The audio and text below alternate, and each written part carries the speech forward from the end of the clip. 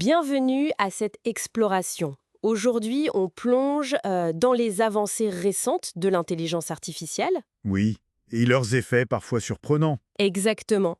On va s'appuyer sur un commentaire vidéo qui a retenu notre attention. Hmm.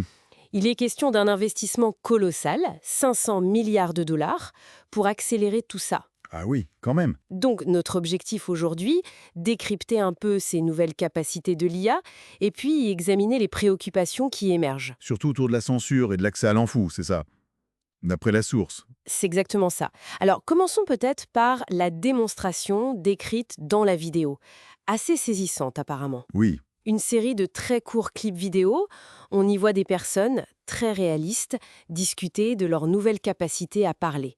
Qu'est-ce qui était si particulier?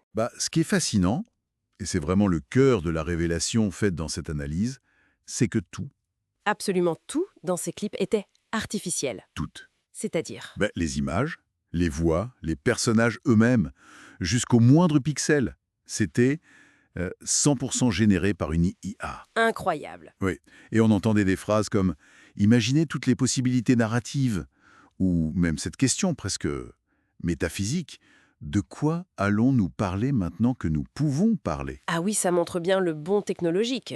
C'est une illustration assez frappante, oui. Et un bond qui semble s'accélérer de manière exponentielle. Le commentaire insiste beaucoup là-dessus, non? Tout à fait. Ce qui nous bluffe aujourd'hui pourrait nous sembler presque banal dans un an ou deux. Du coup, les débats qu'on a maintenant sur les capacités de l'IA, ils deviennent potentiellement très vite dépassés. Absolument. Et c'est là que l'analyse prend une tournure, disons, inattendue. C'est-à-dire?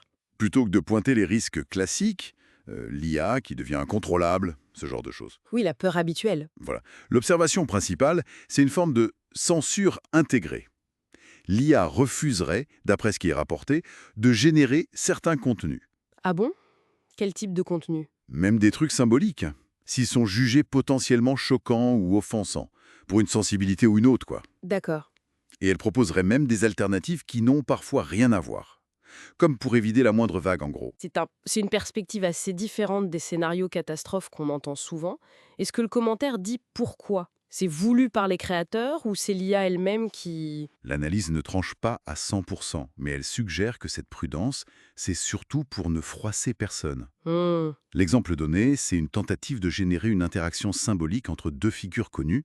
L'IA a refusé parce que ça pourrait heurter. d'accord, une sorte de précaution. Voilà, ça ressemble plus à une mesure préventive, un principe de précaution poussé à l'extrême, intégré dans le modèle pour garantir une certaine neutralité de façade. Quitte à brider la créativité, peut-être, hein. Exactement, c'est le risque pointé. Et ce qui est intéressant, c'est le parallèle que fait l'auteur du commentaire entre cette limitation dans l'IA et une autre expérience bien plus terre-à-terre. Ah oui, Oui.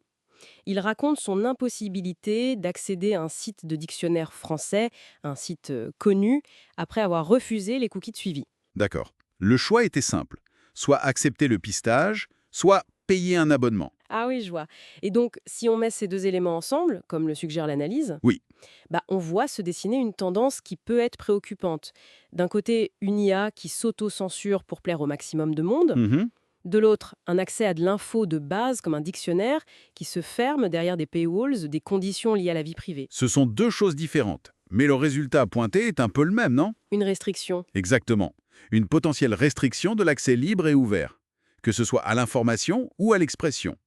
L'analyse suggère que ces phénomènes, même s'ils sont distincts, pourraient être des signes avant-coureurs, De quoi? d'écosystèmes d'informations de plus en plus contrôlés ou filtrés.